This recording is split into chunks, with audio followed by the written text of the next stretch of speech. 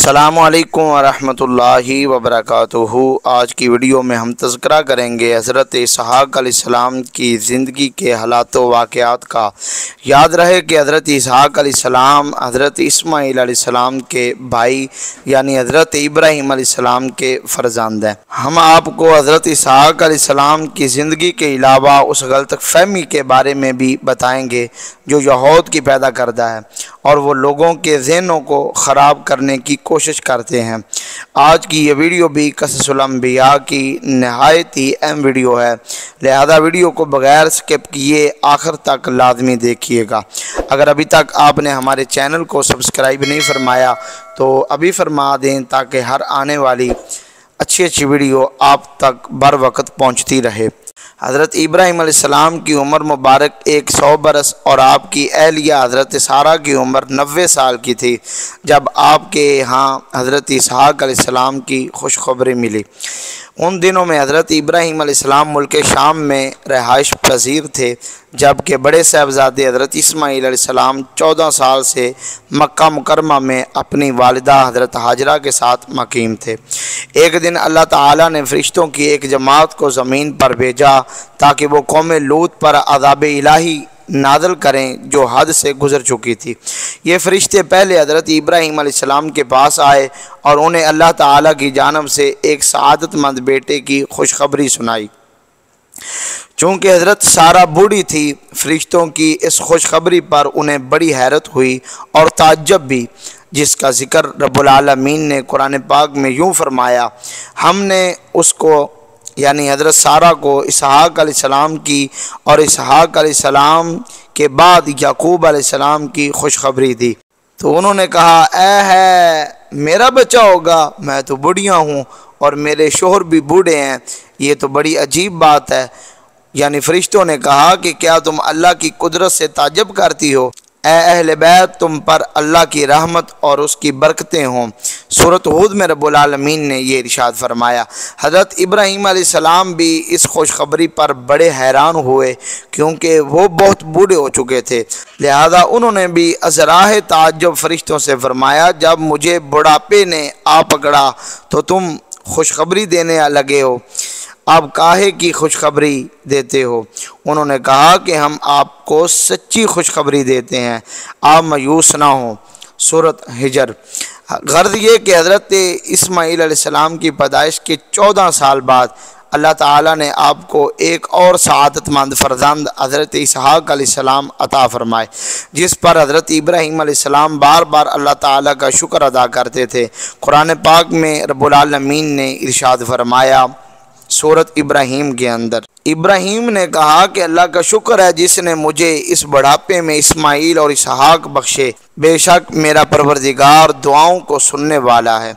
हज़रत इसहाक़ अलैहिस्सलाम की पैदाइश उसी साल हुई जिस साल हज़रत इब्राहीम अलैहिस्सलाम और हज़रत इस्माईल अलैहिस्सलाम ने अल्लाह का घर खाना काबा तमीर किया था। हज़रत इसहाक़ अलैहिस्सलाम के नबी होने की गवाही खुद कुरान करीम में दी गई। अल्लाह ताला ने कुरान करीम सूरत सौफ़ा के अंदर इरशाद फरमाया, और हमने उनको इसहाक़ अलैहिस्सलाम की बशारत भी दी कि वो नबी और नेकोकारों में से होंगे, और हमने उन पर और इसहाक़ अलैहिस्सलाम पर बरकतें नाज़िल की थी, और उन दोनों की औलाद में साले लोग भी हैं और अपने आप पर सरीह जुल्म करने वाले यानी गुनाहगार भी। हज़रत इसहाक़ अलैहिस्सलाम को अल्लाह ताला ने नबूवत अता फ़रमाई और आपकी औलाद बनी इसहाक़ कहलाई। बाद अदा बनी इसराइल में जितने भी नबी पैदा हुए सब के सब आप ही की नस्ल से थे। चुनाचे कुरान पाक में अल्लाह ताला फरमाता है कि और हमने उन्हें इसहाक़ अलैहिस्सलाम और याकूब अलैहिस्सलाम बख्शे और उनकी औलाद में पैगम्बरी और किताब मुकर्रर कर दी और उनको दुनिया में भी उनका सिला अनायत किया और वो आखिरत में भी नेक लोगों में होंगे। हज़रत इसहाक़ अलैहिस्सलाम की शादी हज़रत इब्राहीम अलैहिस्सलाम के भाई नाहूर की पोती रफ़क़ा से हुई। शादी के वक्त हज़रत इसहाक़ अलैहिस्सलाम की उम्र 40 साल थी। उन्हें औलाद की बड़ी ख्वाहिश और तमन्ना थी, जिसके लिए वो बारगाह इलाही में दुआएं किया करते। आप अलैहिस्सलाम की दुआएं कबूल हुई और शादी के 20 साल बाद अल्लाह ताला ने आपको 2 जुड़वे बेटे अता फरमाए। پہلے کا نام محیسور رکھا گیا جسے اہل عرب محیس کے نام سے پکارتے ہیں، ان کی اولاد رومی کہلائی۔ دوسرے کا نام یعقوب رکھا گیا جن کا لقب اسرائیل تھا، اور ان کی نسل بنی اسرائیل کہلائی۔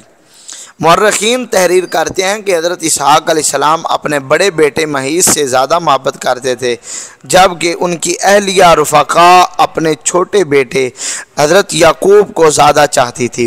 آخری عمر میں حضرت اسحاق علیہ السلام کی بینائی ختم ہو گئی اور آپ علیہ السلام نبینا ہو گئے تھے۔ دونوں بیٹے سعادت مند تھے اور باپ کی بے حد خدمت کیا کرتے تھے۔ بڑا بیٹا محیس شکار کا شوقین تھا اور عموماً شکار کا گوشت لا کر والد کو کھلایا کرتا تھا، جس کے بدلے اسے خوب دعائیں ملتی۔ ایک دن کا واقعہ ہے کہ حضرت اسحاق علیہ السلام کا شکار کا گوشت کھانے کو دل چاہا تو انہوں نے محیس سے اپنی خواہش کا اظہار کیا۔ وہ والد کے لیے شکار کی تلاش میں نکل کھڑا ہوا۔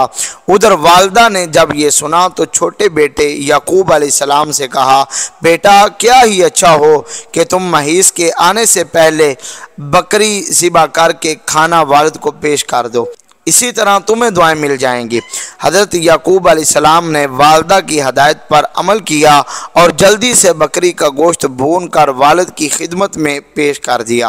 نبینا والد نے کھانا تناول فرمایا اور دعائیں دی کہ اللہ تعالیٰ تمہارے مرتبے کو بلند فرمائے، تمہاری نسل میں انبیاء اور بادشاہ پیدا فرمائے، تمہیں کشادہ رزق اور اولاد کثیر عطا فرمائے۔ کچھ دیر بعد بڑے صاحبزادے شکار کا گوشت لے کر خدمت میں حاضر ہوئے اور تناول فرمانے کی درخواست کی، جس پر حضرت اسحاق علیہ السلام کو بڑا تعجب ہوا اور فرمایا، بیٹے یہ کیا ہے؟ محیس نے کہا، یہ وہ شکار کا گوشت ہے جس کی آپ نے مجھ سے فرمائش کی تھی۔ حضرت اسحاق علیہ السلام نے مزید حیران ہو کر فرمایا، وہ تو تم کچھ دیر پہلے مجھے کھلا چکے ہو۔ اب محیس کے حیران ہونے کی باری تھی، بولے، ابا جان میں تو ابھی شکار کا گوشت لے کر آپ کی خدمت میں حاضر ہوا ہوں، اس سے پہلے میں تو نہیں آیا۔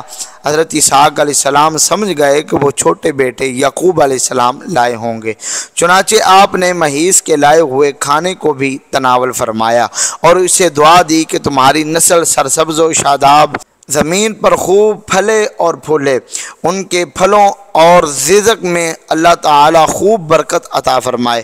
محیس کو اپنے بھائی یعقوب علیہ السلام کا سبقت لے کر جانا اور پہلے دعائیں لینا سخت ناگوار گزرا اور وہ یعقوب علیہ السلام کے دشمن بن کر ان کی جان کے درپے ہو گئے۔ والدہ نے جب محیس کے غم و غصے کو دیکھا تو انہیں خوف محسوس ہوا اور انہوں نے چھوٹے بیٹے حضرت یعقوب علیہ السلام سے کہا کہ تم فوری طور پر شام چھوڑ کر اپنے ماموں کے پاس حران چلے جاؤ، مجھے ڈر ہے کہ محیس تمہیں قتل نہ کر دے۔ جب بھائی کا غصہ ختم ہوگا تو میں تمہیں واپس بلوا لوں گی۔ حضرت اسحاق علیہ السلام کو بھی معاملات کی نزاکت کا احساس تھا، چنانچہ انہوں نے اس فیصلے کی حمایت کرتے ہوئے حضرت یعقوب علیہ السلام کو فوری چلے جانے کا مشورہ دیا۔ یوں حضرت یعقوب علیہ السلام والد اور والدہ سے دعائیں لے کر ملک شام تشریف لے گئے۔ اور سب سے زیادہ جو غلط فہمی ہے جس کو ہم آج دور کرنے والے ہیں وہ یہود کی پیدا کرتا ہے کہ یہود کی نزدیک بنی اسرائیل نے اللہ تعالیٰ کی کتاب تورات میں تحریف کرتے ہوئے حضرت اسحاق علیہ السلام کو ذبیح اللہ قرار دیا ہے۔ تو تورات میں یوں تھا، اللہ تعالیٰ نے حضرت ابراہیم علیہ السلام کو اپنے اکلوتے بیٹے کو ذبح کرنے کا حکم دیا۔ اسرائیلیوں نے اس میں تحریف کر کے یوں کر دیا کہ اللہ تعالیٰ نے حضرت ابراہیم علیہ السلام کو اپنے پہلے بیٹے اسحاق کو ذبح کرنے کا حکم دیا۔ یہاں لفظ اسحاق ان کی طرف سے تورات میں اضافہ ہے اور یہ سراسر جھوٹ، بہتان اور گمراہی ہے، جس کی وجہ بنی اسرائیل کا اہل عرب سے حسد ہے۔ اللہ تعالیٰ نے جس وقت ذبح کا حکم فرمایا اس وقت حضرت اسماعیل علیہ السلام ہی اکلوتے بیٹے تھے۔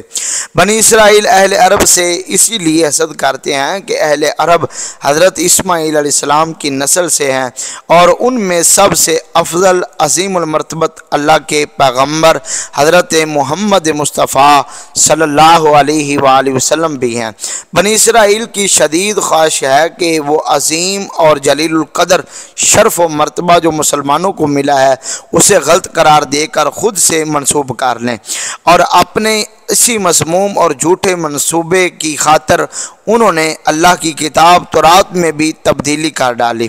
تفسیر ابن کثیر میں واقعہ بیان کیا گیا ہے کہ ایک یہودی عالم حضرت عمر بن عبدالعزیز رضی اللہ تعالیٰ عنہ کے زمانے میں مسلمان ہوا تو انہوں نے ان سے پوچھا حضرت ابراہیم علیہ السلام کے کون سے بیٹے کو ذبح کرنے کا حکم ہوا تھا؟ اس نے جواب دیا، اے امیر المؤمنین، اللہ کی قسم وہ اسماعیل علیہ السلام ہی تھے۔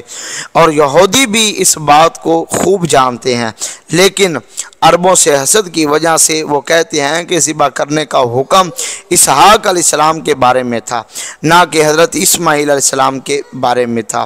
امید کرتے ہیں کہ آپ کو یہ ہماری ویڈیو اچھی لگی ہوگی، اپنے دوستوں کے ساتھ بھی شیئر کیجئے گا۔ والسلام۔